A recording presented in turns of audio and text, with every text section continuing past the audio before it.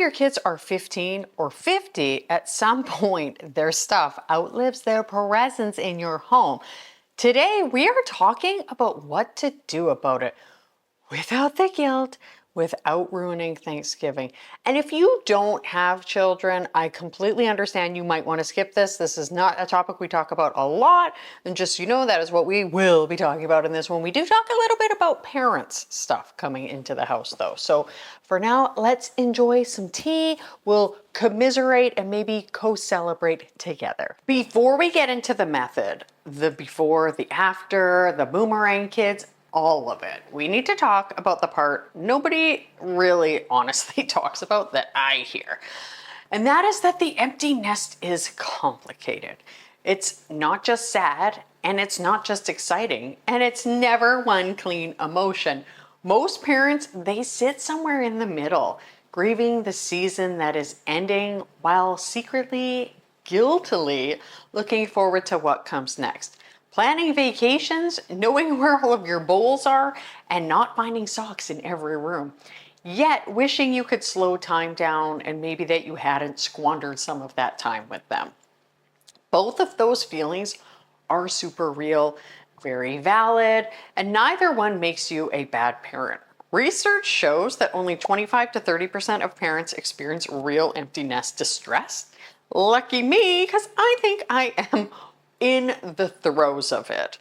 I actually found a girl on Instagram, her name's Ashley Capri, and her videos just make me feel seen because she goes through stages of feeling very sad, but then moments where she's like, oh, this is okay, and then sad again. I definitely recommend you check her out. Now, a lot of parents, though, they do feel relief when their kids leave, and that is something most people don't say out loud because they feel like it sounds terrible. And it isn't terrible, it's honest. You raised them to leave. That is the point. That was always the goal. Feeling ready for the next chapter doesn't mean you loved them any less than anyone. And honestly, count yourself lucky if you're not in the grieving stage. What nobody prepares you for, though, is the stuff. The grief, the pride, the relief, those feelings you can sit with. However, the 17 knives in the cutlery drawer, yet 0 spoons, that is a different kind of process entirely. If your kids are still at home, maybe teenagers or young adults, 1 foot out the door, hopefully not 1 foot on a banana peel, this is actually the best time to start the conversation. And not as a threat, not as a pressure campaign, but just as a loving heads up about what is coming. And I mean, in my house, my family is used to me letting things go, so they'd be like, yep, that's what she does. So you might say something like, before you go, let's spend some time going through your room together. You can frame it as a rite of passage rather than a chore, because it actually is one. Going through your childhood things before you leave home is part of leaving home as well. And it's part of figuring out what you're taking with you and what you are leaving behind, literally and otherwise. So help them think through what they'll actually need, not what they think they might need someday, not everything they've ever owned, but what they need to function as an adult on their own. Because you've done this before, you are the perfect person to help them, and you know exactly what they might need because you know them too. And here's the thing about cutlery.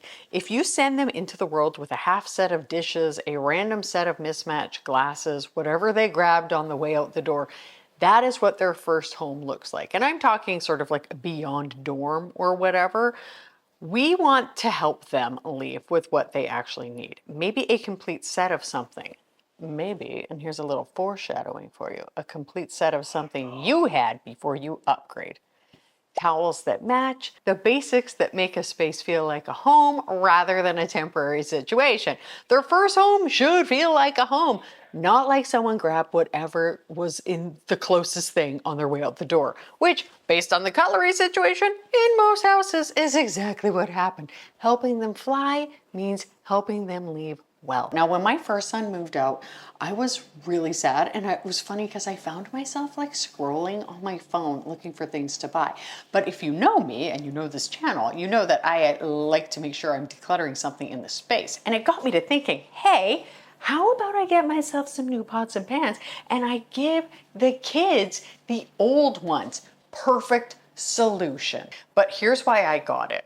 Not just because they're beautiful, but as a former nurse, I am very careful about what we use, what we cook with. I get nervous about forever chemicals, all of the things, because traditional non-stick pans use PTFE, PFOA, and PFAS, which are forever chemicals. And they are called that because they don't break down. They build up in our body over time. So I love their ceramic coating. They test for forever chemicals to make sure it's third-party tested. So I was like, okay, as a nurse, I can get that.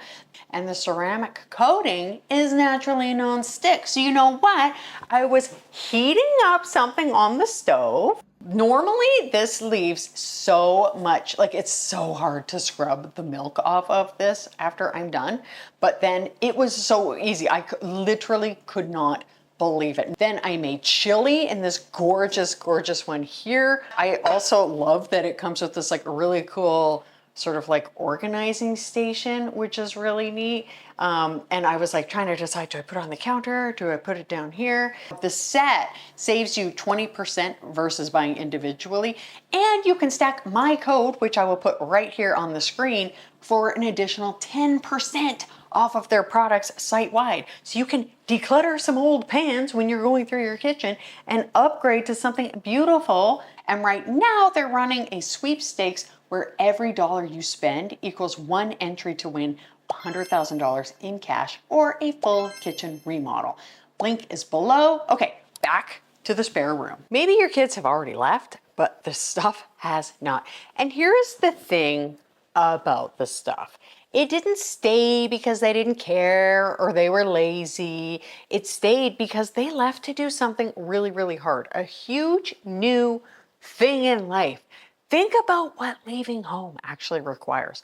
The childhood bedroom and everything in it that is actually the last thing on their mind. And their mind is actually on rent and groceries. And then the shocking discovery that both of those things cost actual money every single month without stopping forever. Expecting them to thoroughly deal with their entire childhood the moment they walk out the door is just too much. And honestly, it's too much for us emotionally too. We are not ready for them to cut off their childhood in one clean sweep any more than they are. I literally don't even know what I would do.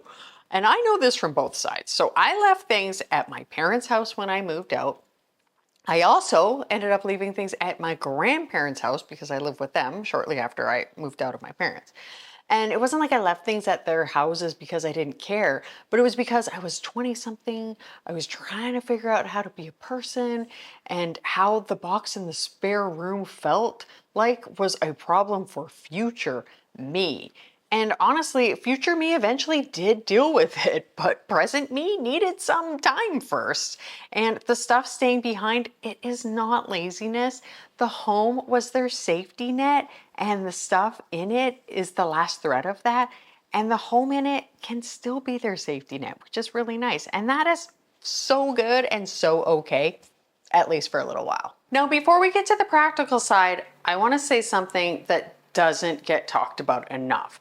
Now, some of you aren't just managing your kids' leftovers things. You're managing your parents' belongings, even siblings, things that have been passed down, things stored, things that arrived with a weight of guilt, grief, and a history attached that makes them almost impossible to deal with. It makes it feel that way anyway. And then the house becomes sort of like a museum of multiple generations without anyone planning for it to be that way. And you're just like, how did this happen? How did I go from clubbing in the 90s to this? Your kid's childhood on one end, your parents' lifetime on the other, and you're somewhere in the middle trying to find a surface that belongs to the life you're actually living right now. The family storage unit, it has no operating hours, no fees, and apparently no end date. It just keeps accepting deliveries over and over. That's what we do. But the good news is you're allowed to address it. You're allowed to take the stuff back. Now, all of that is a conversation for another video of the parent stuff, and that is something I deal with a lot in the Mighty Circle, which is my membership. But I wanted you to know that you are seen in this, and that I understand that it is not just the kids, it is often the parent stuff too. And you know, when it comes to the parent stuff, you can consider just saying like, hey, to any other family members, I'm thinking of going through these things, and just taking your time and starting to reclaim your space. Now for the practical part. And before we get into this, the goal is never to rush them, pressure them, or make them feel like their childhood is being erased or on a schedule. I mean, I suppose you could be a little pressury if it's been a couple decades. Anyway, the goal is a gradual, loving, reasonable approach that works for everyone. The grace period. Give them the first year minimum. Honestly, some of them might take at least 5 years, maybe longer, depending on the situation. They just left.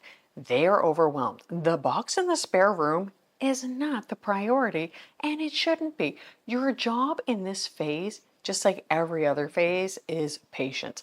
Let them settle. Let them figure out their new life. The stuff will still be there. It has demonstrated a remarkable commitment to staying, and it's not going anywhere on its own. The tote conversation. Somewhere in year 1 or 2, you start the gentle version of the conversation.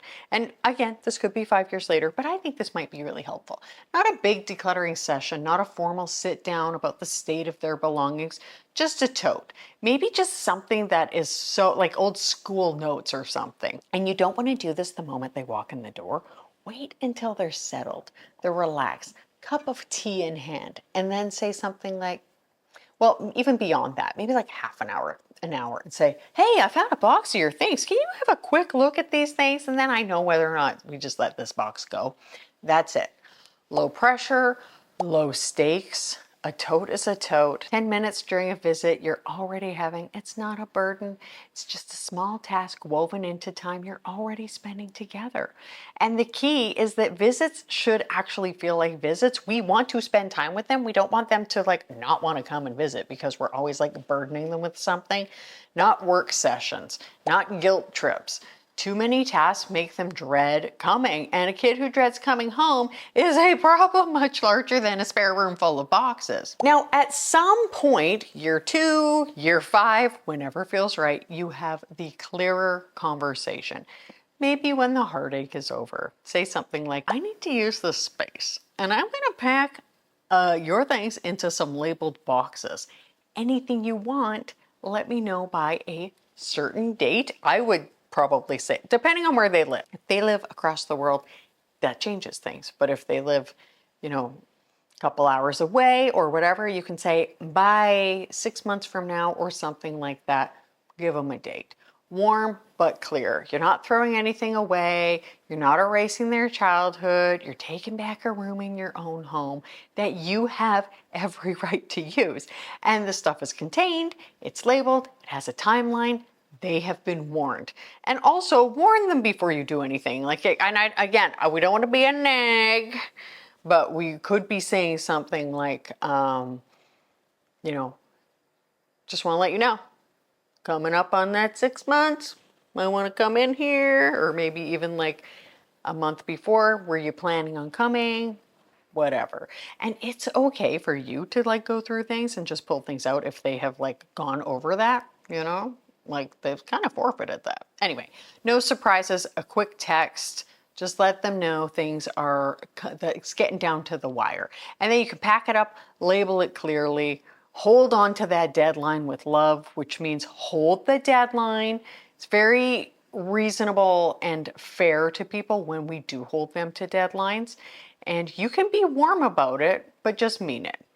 And then after a generous, fair timeline, whatever remains can get donated, discussed, or it just goes to storage at their expense. But I personally wouldn't do that, but it just depends on what you have and how much. I mean, everybody's different.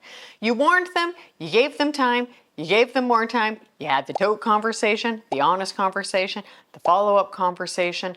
At some point, the remaining items are not sentimental objects waiting to be claimed. They're just things nobody has gotten around to dealing with, including the notes from the high school, and nobody is ever going to read those again. Did you know that 46% of parents aged 40 to 65 have an adult child move back home at least once? 1 in 3 recent graduates returns home after finishing school, and up to 1 in 10 in 1980. So if your kid has come back, you are in very good company. Welcome them warmly. Coming home, it's not a failure, it's a smart move during a hard season. And the fact that home is a place that they want to return says something really good about what you have built there. But welcome them with clarity too. A room is temporary. The basement storage situation is not a permanent arrangement. And when they return, the conversation about their things, it does tend to restart. They're here now, they can actually deal with some of this and as the timeline adjusts. And I understand that sometimes there's like been relationship breakups or other things happen. So of course you're going to keep all of that in mind. But remember, home should feel like rest and connection, not a storage unit that also serves dinner. And when they visit, whether they've just moved back or they're just home for the weekend, keep it warm. Enjoy the time with them. Don't greet them at the door with a list. The list can wait. Let them put their bag down first. 1 in 3 recent graduates moves back home, which means the spare room you just reclaimed has approximately a 33% chance of being needed again. So plan accordingly. Here's what I have come to understand about this entire season. Holding on to their stuff too tightly is its own kind of holding on. When their childhood bedroom stays perfectly intact, when their things remain exactly where they left them, when the house is still set up for a version of life that has already moved on, it makes it harder for everyone to step into what comes next. The childhood bedroom staying perfectly intact, in theory, is lovely, but in practice, it means you have not been able to use that room since 2019. And honestly, you don't want a museum. You know what I mean? The stuff has developed a sense of permanence, and that was never part of the agreement. They need to build their own home, their own space, their own systems, their own cutlery set, all the pieces, including the spoons. Go buy spoons. Letting go of their things, it's part of letting go of the season for both of you. It's not erasure, it's not abandonment, it's updating your home to match the life that you're actually living and giving them the gentle push to do the same thing. How you wished you could slow it down, how fast it moved away, how proud you are of who they've become, even when it's complicated, even when it's hard, even when you're standing in the spare room surrounded by boxes, wondering how you got here so fast. You got here because you did a good job. And now the next part of your job is making space in your home and in your life for whatever comes next, for both of you. Your home should reflect the life you're living right now, not the life that you lived 10 years ago when the house was full and loud and someone always needed something and it was just hard to sit down for any length of time. That season was beautiful, but it was also exhausting, and it's okay to be ready for what comes next. The stuff will get dealt with, the rooms will get sorted, the kids will figure out their own spaces and their own systems and their own version of home. And you'll watch them do it with a particular kind of pride that comes from knowing you had something to do with who they became. And if they haven't still returned all of the spoons by the time this is said and done, go buy yourself a new set to go with that beautiful new Caraway cookware, a complete one, all the pieces. You've earned the spoons. And if you're like, I still don't know how to declutter, girl, I have got you. Check out this video here. It goes through my entire Mighty method. I hope something great happens for you today. Please like, subscribe, give us a hype. Stay Teddy and Mighty. Thank you so much for watching, and I'll see you next time.